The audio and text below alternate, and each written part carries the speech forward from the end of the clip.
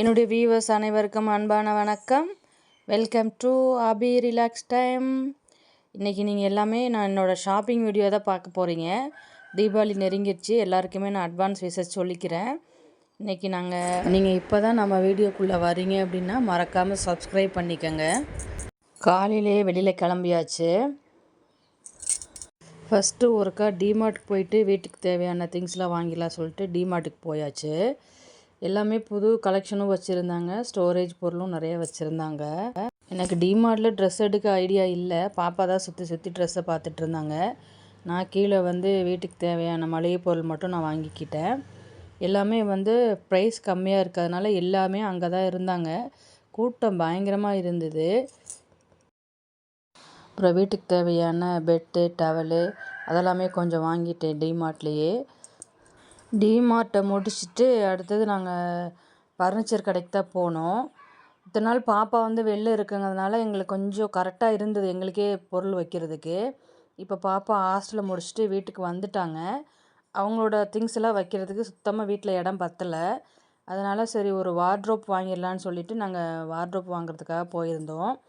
நிறைய கலெக்ஷன் இருந்தது. நமக்கு பிடிச்ச மாதிரி ஒரு வார்ட்ரோப் வாங்கியாச்சு. அட்ரஸ் கொடுத்துட்டு போங்க, நாங்களே டெலிவரி பண்ணிடுவோம் அப்படின்னு சொல்லிட்டாங்க. அதே போல் ஒரு 1/2 ஹவரில் அவங்களே டெலிவரி பண்ணிட்டாங்க வீட்டில் கொண்டு வந்து. நான் ஃபர்னிச்சர்லாம் இப்போ எதுவுமே வாங்கக்கூடாது, வீடு கொஞ்சம் பெருசாக கட்டிட்டு தான் வாங்கணும்னு நினச்சிட்டு இருந்தேன். பட் என்னால் அதை ஃபாலோ பண்ண முடியல. பசங்களாம் குழந்தையாக இருக்கப்போ என்ன பொருள் யூஸ் பண்ணிகிட்டு இருந்தோமோ அதை தான் இப்போயும் நான் யூஸ் பண்ணிகிட்டு இருந்தேன். பட் பசங்க இப்போ வளர்ந்ததுனால அவங்களோட திங்ஸ் வைக்கிறதுக்கு சுத்தமாக வீட்டில் இடம் பத்தலை. வேறு வழி இல்லாமல் தான் இதை வாங்க வேண்டியிருந்தது.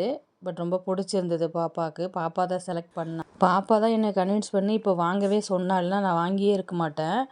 அப்போ தான் சொன்னா, அம்மா கொஞ்சம் இப்போதைக்கு வாங்கிக்கலாமா, அப்புறமா நம்ம எல்லாத்தையும் பிளான் பண்ணிக்கலாம் அப்படின்னா சரின்னு சொல்லிவிட்டு வாங்கியாச்சு. ஆனால் அமௌண்ட்டு தான் கொஞ்சம் ஜாஸ்தியாகிடுச்சு.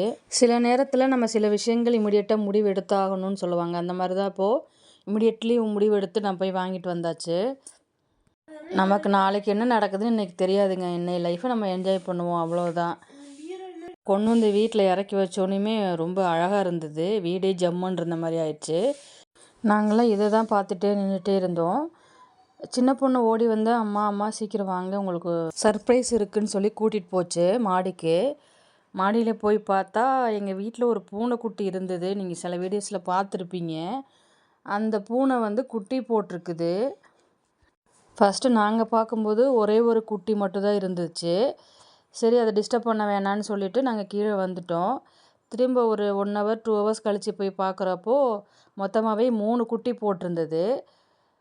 இது என்ன பண்ணுறதுன்னு எங்களுக்கு புரியல. ஏன்னா இது ஃபஸ்ட்டு எக்ஸ்பீரியன்ஸ். எனக்கு இந்த மாதிரி நான் பார்த்ததும் கிடையாது, கேள்விப்பட்டதும் கிடையாது.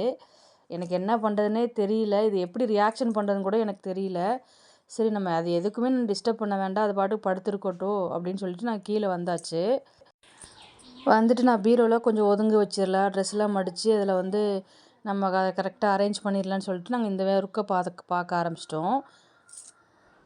2 ஹவர்ஸ் ஆகிடுச்சி எனக்கு அதை நீட்டாக அரேஞ்ச்மெண்ட் பண்ணுறதுக்கே. இன்னும் அது இருக்குது. அது நான் உங்களுக்கு அதை அரேஞ்ச் பண்ணியிருக்கிறத இன்னொரு வீடியோவாகவே நான் போடுறேன். ஏன்னா கொஞ்சம் எல்லாம் நீட் பண்ணிவிட்டு போடணும். கசகசன்னு இருக்குது அங்கங்கே எங்களுக்கு துணிமணிலாம். எல்லாமே ஆர்கனைஸ் பண்ணிவிட்டு நான் உங்களுக்கு அதை ஒரு தனி வீடியோவாக நான் போடுறேன்.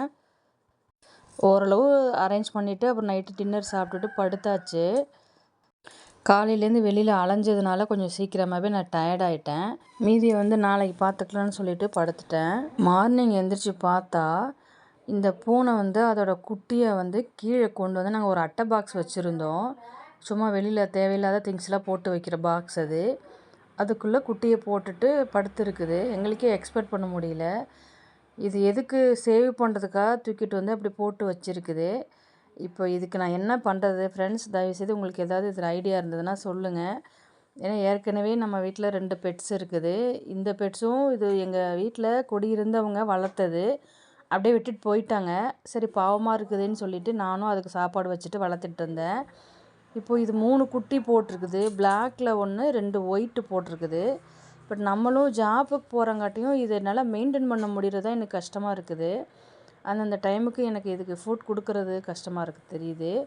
இப்போ நான் அதை என்ன பண்ணுறேன்னு எனக்கே புரியல ஃப்ரெண்ட்ஸ். நீங்கள் உங்களுக்கு ஏதாவது ஐடியா இருந்ததுன்னா எனக்கு கமெண்ட் பாக்ஸில் போடுங்க. ஏன்னா இதை போய் கொண்டு போய் வெளியில் விடவும் எனக்கு ரொம்ப மனசு கஷ்டமாக இருக்குது. பட் இது என்னால் வளர்க்கவும் முடியாது நான் இருக்கிற இன்றைக்கி சுச்சுவேஷனில். என்ன பண்ணுறேனே தெரியல, ரொம்ப கன்ஃபியூஷனாக இருக்கேன். இந்த வீடியோ பார்க்குறவங்களுக்கு அனைவருக்கும் நன்றி. தேங்க்யூ ஃபார் வாட்சிங்.